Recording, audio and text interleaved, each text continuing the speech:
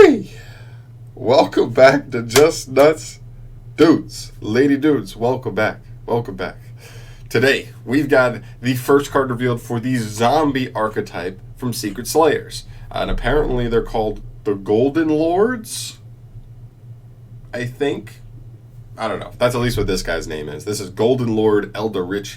We saw him on the cover. We saw his artwork before. He looks really, really like blinged out. I dig his design. I think his design is dope. But today we're going to be looking at his effects because he's the only card we got revealed here. We got the whole Adamantia archetype revealed 2 days ago. But today we only have him. So we just have a first kind of look at this zombie archetype. And he's it's pretty cool. So let's get into it. Today, we've got Golden Lord Eldritch. He is a level 10 light zombie effect monster. Usually we don't see light zombies, but the name of the archetype is Golden Lord, I guess, so that kind of makes sense. His stats are 2,500, 2,800, so a little bigger booty, but good stats all around. You can only use each of this card's each of this card's name once per turn. Each effect of this card's name once per turn. God, you can use both of them once per turn. What I'm saying. First effect. Send this card and one spell or trap from your hand to the graveyard. Then target one card on the field. Send that card to the graveyard. Second effect. If this card is in the graveyard, you can send a spell or trap you control to the graveyard to add this card to your hand. Then you can special summon a zombie monster from your hand. Also, that monster gains 1,000 attack and defense and cannot be destroyed by effects until the end of your opponent's turn. Whew. Okay. So kind of a lot going on there. First things first, let's start with his first effect. It's kind of nice. I mean, listen, I think a lot of people are going to look at this and say, it seems like big minuses left and right.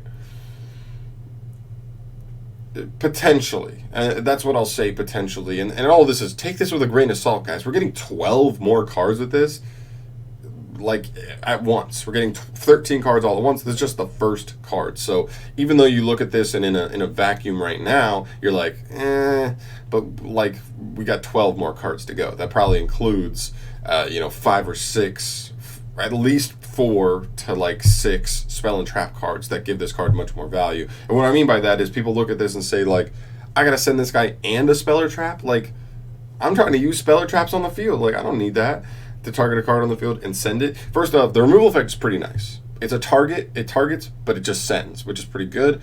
Obviously, sometimes you don't want stuff in the graveyard, but overall, I think it's a pretty good removal effect, dodging, stuff that's immune to destruction. The second effect, though, I think is also very nice because you don't always have to special summon itself off of this. You could special summon something like if you already used a normal summon this turn and it got hit. Maybe you normal summoned Solitaire and it got impermanenced or something, and you still had an Uni in hand, but you decided to go with the Solitaire as the normal summon. Then you could like bounce this back by sending a spell or trap to then special the Uni from your hand. And not only that, but the Uni would be get a 1,000 buff and not be able to be destroyed by card effects, which could dodge some types of disruption on the field. So you do that, and then Uni can pop off through a disruption, which is actually pretty cool. And he's in hand, so if you do end up with another spell or trap in hand, you can then use his effect to send again next turn. So he's kind of just loaded back up, which is kind of cool. So I think that's pretty cool. I think the second effect is just a 1-for-1, so that's not even bad at all.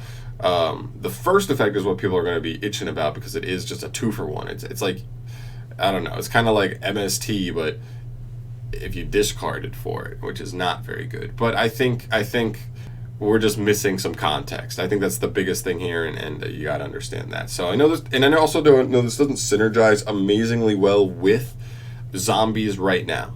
Because zombies, 1, don't even really play that many spell or traps, and 2, the ones that they do play, you want to use them. Like, that's the kind of spell and traps they are. So I just think that we're going to get 4 to 6 spell or traps that want to be engraved, that want to be sent, and can get they either float when they're sent, or they can get themselves back, or like they have some banishment effect like that they can use from grave, like whenever they want, something like that. I'm almost guaranteeing you we're going to get. That in mind, I did, rack my brain just for a couple of minutes thinking about a couple of cards that could be interesting with this card, and a couple of the ones I came up with were like Lost Wind, right? Like, you just send it from hand to the graveyard. Then if your opponent goes in the extra deck, you get to set this card to the field. You just get extra value off of it, so it doesn't feel like it's straight up 2-for-1 immediately. It may be slow, but it will come back eventually if your opponent is playing a deck that wants to go into the extra deck. Galaxy Cyclone's another one where if you don't need to pop a set card, you send this one, and then on the next turn you can pop a face-up card, right? So you can still get some value from that later on, and stuff like Metal Foes Fusion, where essentially it is a 1-for-1 at that point, because you're just going to send him in this, then banish this, or not banish this, shuffle this back in to draw a card, and essentially you went 1-for-1, which is still decent. And same thing with the on-field effect, in which case it would be just a +1. You get a free monster from hand, but Metal Foes Fusion is getting you a redraw, so the card you had to send from field still lets you redraw, and you don't take as much.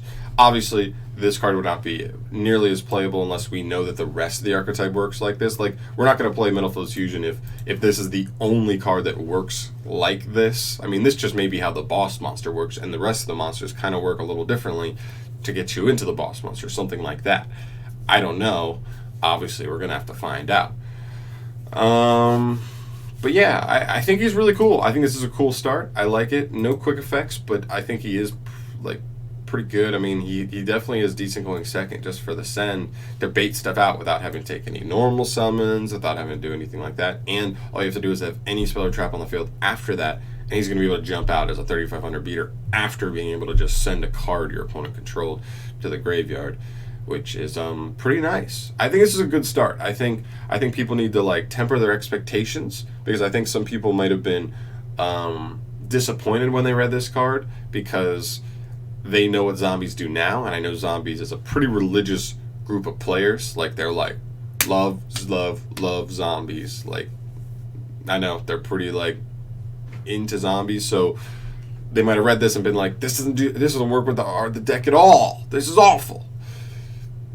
Just temper your expectations, okay? I think this like is still really good. What I expected from this archetype is not to just immediately the entire archetype just synergize perfectly with zombies. What I figured is it would kind of do its own thing, and there would be a couple of generic zombie cards that could still synergize with the deck pretty well. Obviously, we'll see, but yeah, that's pretty much what I'm looking at there. So, guys, let me know your thoughts down below. If there are any niche interactions with this deck that I'm maybe missing, definitely let me know your thoughts on those down below. And yeah, I'll catch you in the next video. Peace.